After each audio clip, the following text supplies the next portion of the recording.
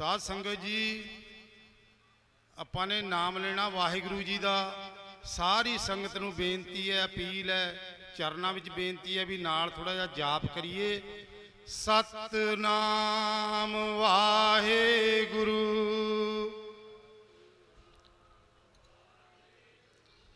सतनाम वाहिगुरु सतनाम वाहिगुरु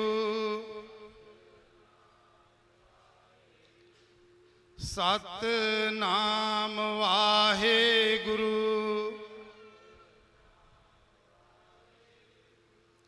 धन धन श्री गुरु ग्रंथ साहब जी दी हजूरी विच बैठी साध संगत जीओ, सारे गज बज के फतेह बुलाओ।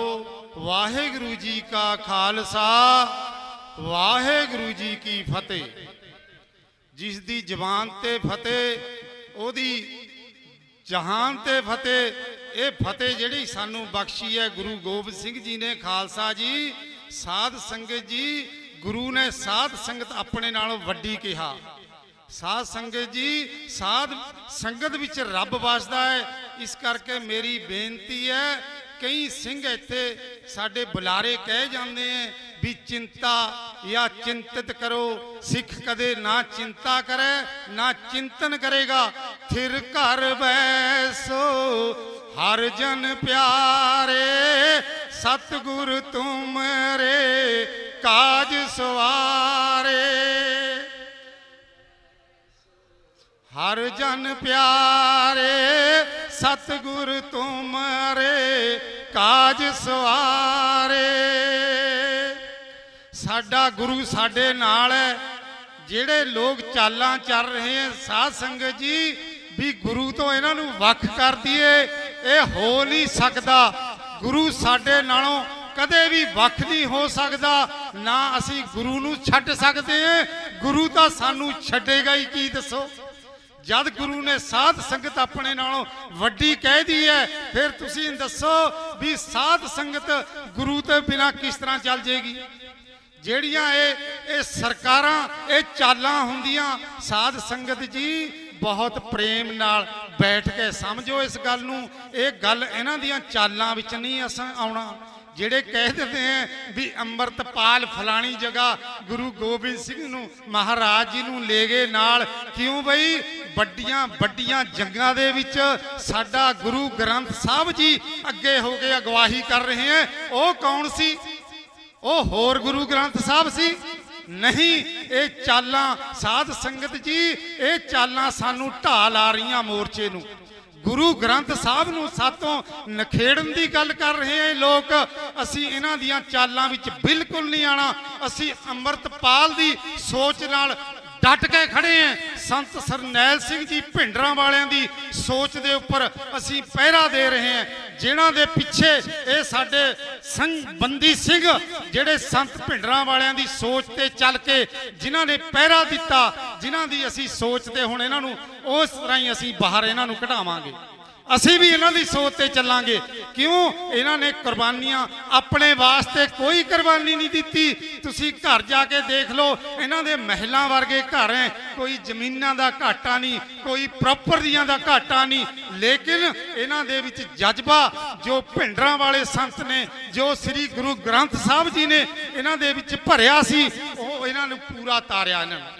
इन्हां दी असी देण तां दे नहीं सकते, लेकिन असी साध संगत जी मेरी अपील बेनती है, नौजवानों नूं गड्ड के नौजवानों तो बिना कोई मोर्चा फतेह नहीं हुंदा। मैं तां देखिया नहीं, 70 साल की उम्र होगी, 7-8 मोर्चों विच सने भिंडरां वाले दा जिहड़ा मोर्चा लग्या सी उहदे विच भी मेरा दखल है। तां मैं तुहानूं कह रहा भी 200-150 नौजवान संत भिंडरां वालियां नाल दरबार साहब विच किस तरह लड़िया।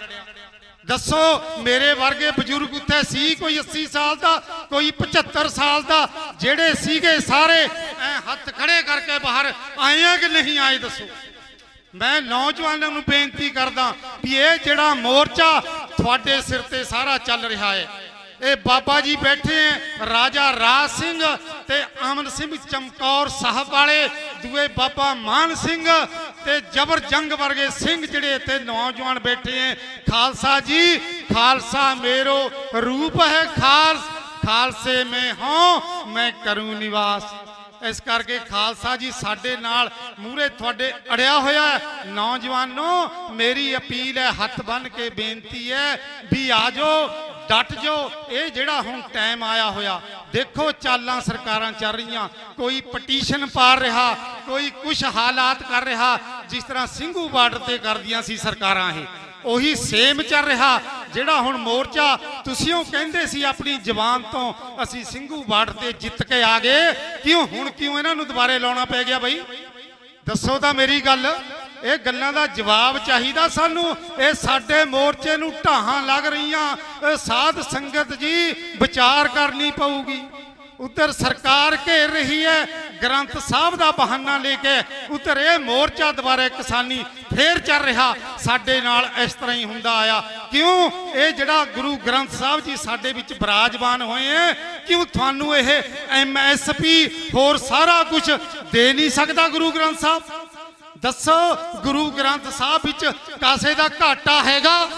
समझा दवा कोई किसान जथेबंदियां बथेरियां इत्थे गज बज के आईयां, लेकिन हुण पता नहीं साडे नाल ना इन्हां ने कोई साडे इत्थे आगूआं नाल ना कोई विचार करी है। साडे राजा राज सिंह होर सिंह बैठे हैं, किसी ने कोई विचार नहीं करी, दिल्ली वालों मुंह कर ले। क्यों साडा मोर्चा इत्थे लग्या होया, जिहड़ा सब तो वड्डा मोर्चा जिस दे विच गुरु ग्रंथ साहब जी विराजमान बैठे हैं, इन्हां दी सरबती हेठ चल रहा है मोर्चा। बापू जी हुण कह के हटे थोड़े सामने भी किन्नियां ने इत्थे बहुत कुछ करना है, लेकिन घबराउणा साध संगत जी किसी ने नहीं। जद तू मेरे वल है त्या क्या मोहशंदा, तुद सब कुछ मैनू सौंपिया मैं तेरा बंदा। ये गुरु जी ने सानू कोई घाट नहीं रखनी। ये तो ऐसे ही फिर रहे हैं, असी MSP लेनी है, असी पानी लेना, असी फलाना कुछ करना नहीं। असी पहला मोर्चा ये जितना, ऐसी मोर्चे दे विच हाथी दी पैड़ विच सारा कुछ आ जाता। जब गुरु ग्रंथ साहब जी साडी अगवाही कर रहे हैं, फिर इन्हां लोकां नू क्या घाट पैगी इंनी छेती चलन दी? पहला जथेबंदियां ने कुछ करिया सी, स्टॉप कर दिया सी अपना मोर्चा, असी उन्हां नू शाबाश दिंदे सी, लेकिन हुण आके फिर इन्हां ने विचे साडे ये भंबल भूसा जा पातिया। ये चंगियां नहीं गल्लां। असी हथ बन्नदे हैं दोए टाइम मोर्चे तो। साध संगत जी भी गुरु जी साडे विच विराजमान है। जो भी थानू चीज़ां चाहिदियां गुरु जी इत्थे तो, गुरु जी तो जिहड़ा कुछ मर्जी मंगो सब कुछ मिलेगा। लेकिन जे तुसी सरकारां कोल जाओगे, असी 40 साल तो इन्हां दियां मिन्नतां कर रहे हैं तुहाडे सामने। 40 साल हो गए ना सानू बरगाड़ी का इंसाफ, ना साडे इन्हां ਸਿੰਘਾਂ ਦਾ इंसाफ, ना 84 का इंसाफ, ना 328 रूपां का इंसाफ। दसो किन्ने साल हो गए असी इन्हां नू कहंदियां नू। इस करके हुण ये सिर धड़ दी बाजी है। पहले दिन इत्थे कहा होया ਸਿੰਘਾਂ ने जदों पहली अरदास इत्थे होई सी भी ये आर पार दी लड़ाई है। दसो कहा नहीं सी या नहीं कहा सी? हथ खड़े करे संगत। पहले दिन इत्थे लॉन्च होया सी भी ये आर पार की लड़ाई होएगी। इत्थे संगतां गुरु दे लाडलियां फौजां जम के बैठियां, जिस तरह पहला बैठियां सी। इन्हां तो सानू इन्ना मान है, असी इन्हां नू गल मतलब इन्हां दी देन नहीं दे सकते, ना साडे कोल इन्हां जथेबंदियां बारे लफ्ज है। ये तो गुरु ही जानदा, जिहड़े गुरु ने ये लाडली फौज बनाई है। प्रगटिओ खालसा परमात्मा की मौज है।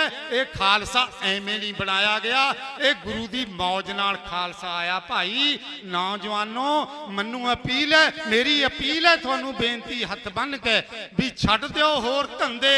जिहड़ा ये मोर्चा नौजवानी मूहरे आएगी, होर भी जिन्ने निहंग सिंह साडे नौजवान बच्चे हैं वो भी इत्थे आउणगे। इन्हां जथेबंदी दी जिहड़ी इत्थे जथेबंदी बनी है उन्हां दी गड्ड के सपोर्ट करो ते स्टेज ते भी आया करो।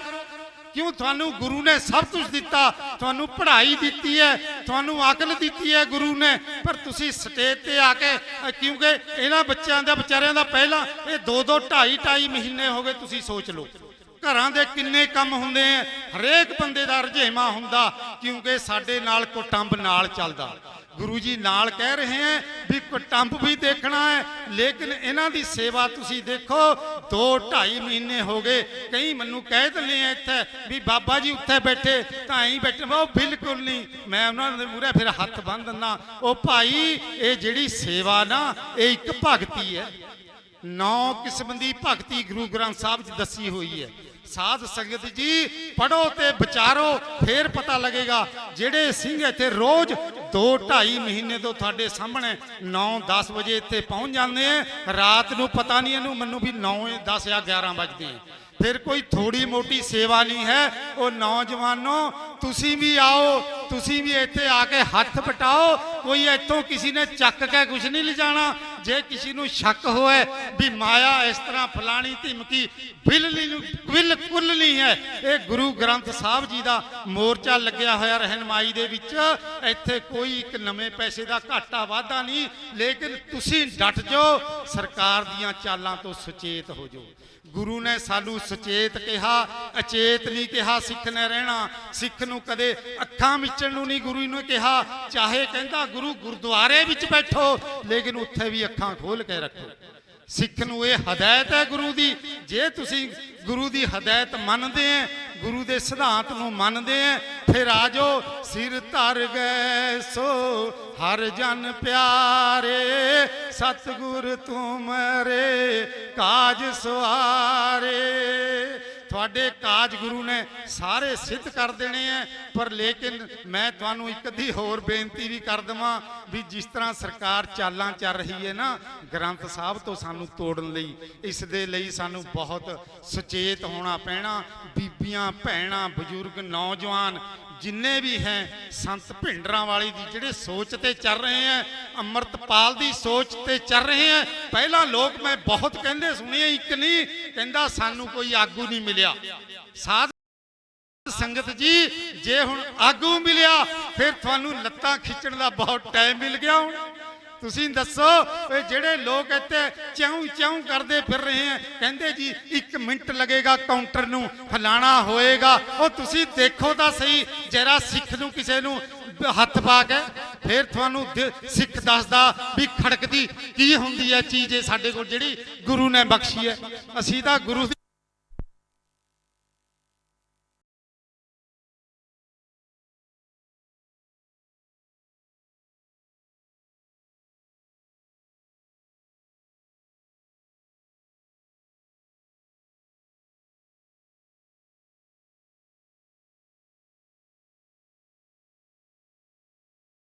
लोग हुण भी साध संगत हुण भी इन्हां दे पैरां थल्ले हथ रखणगे, लेकिन हुण पता नहीं किहड़ी इन्हां नूं सोच पैगी, की इन्हां नूं फिकर लग्या कि जगतार सिंह हवारा किते बाहर आके साडियां कुर्सियां नूं ना पै जावे।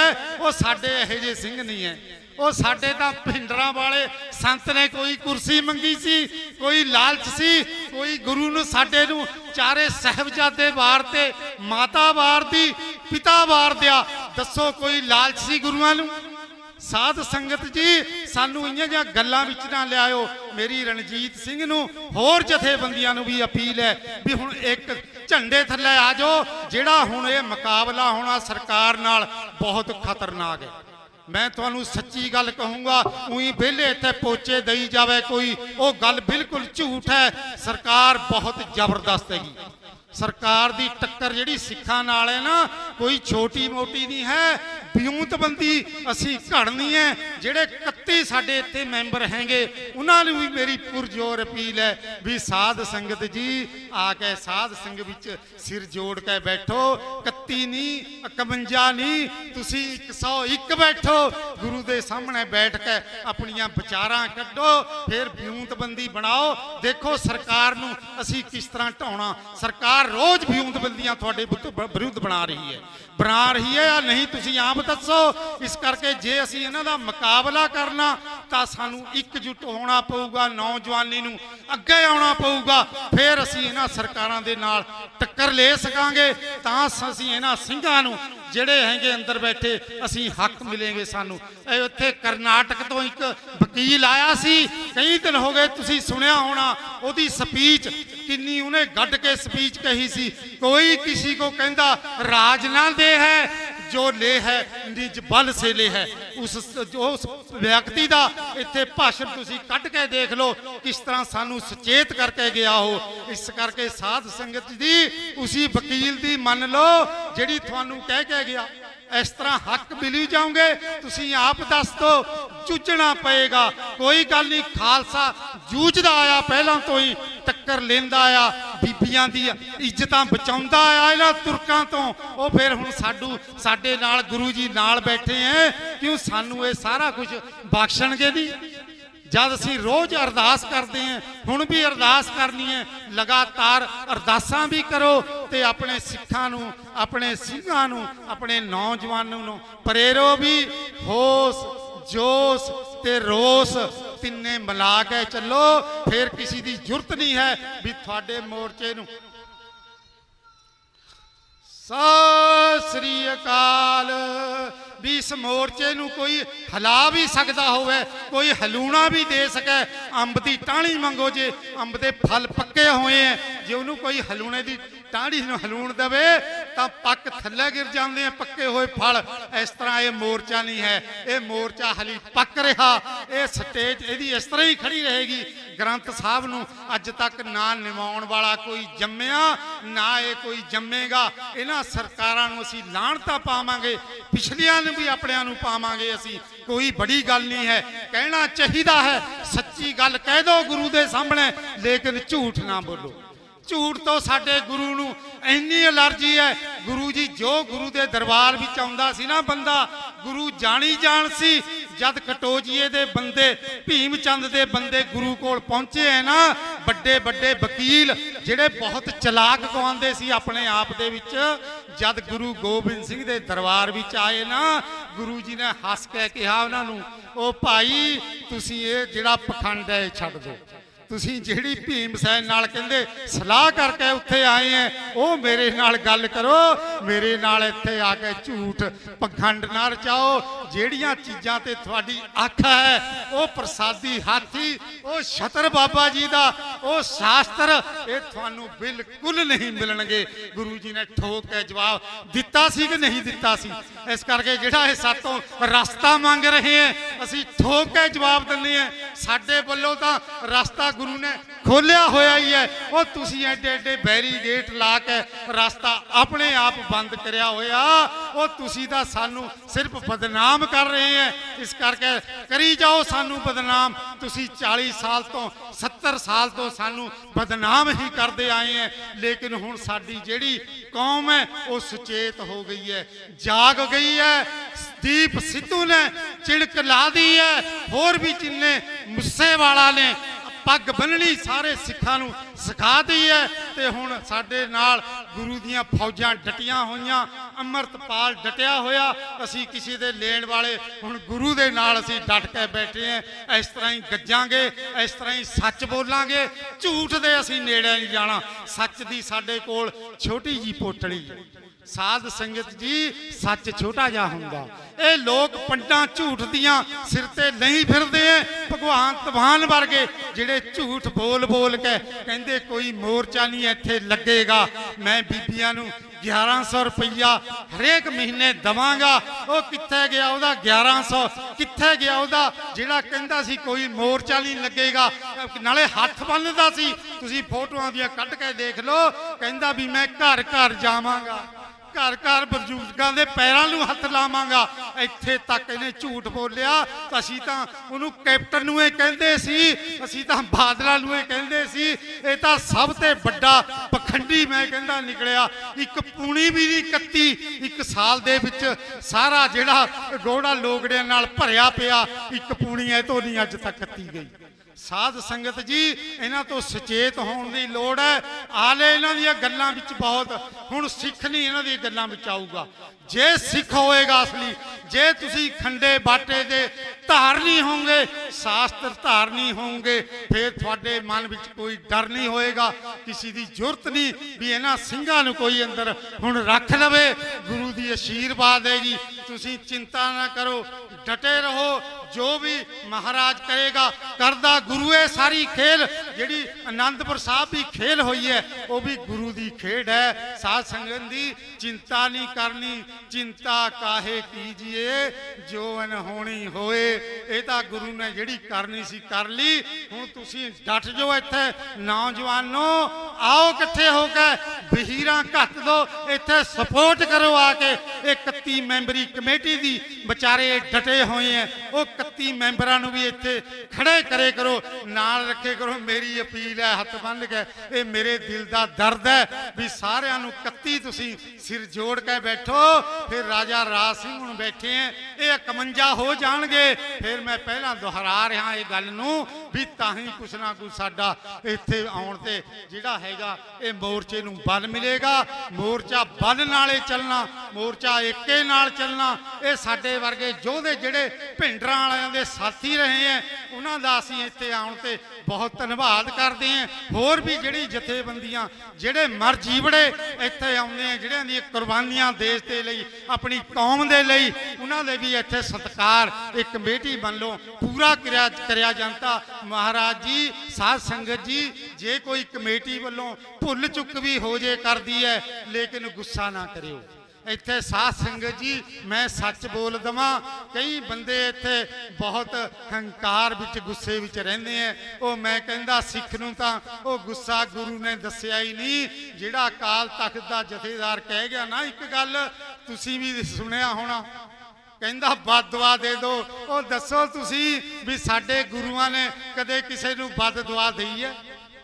ਸਾਧ ਸੰਗਤ ਜੀ, ਗੁਰੂਆਂ ਨੇ ਕਿਸੇ ਨੂੰ ਬਦਦੁਆ ਨਹੀਂ ਦੇਈ।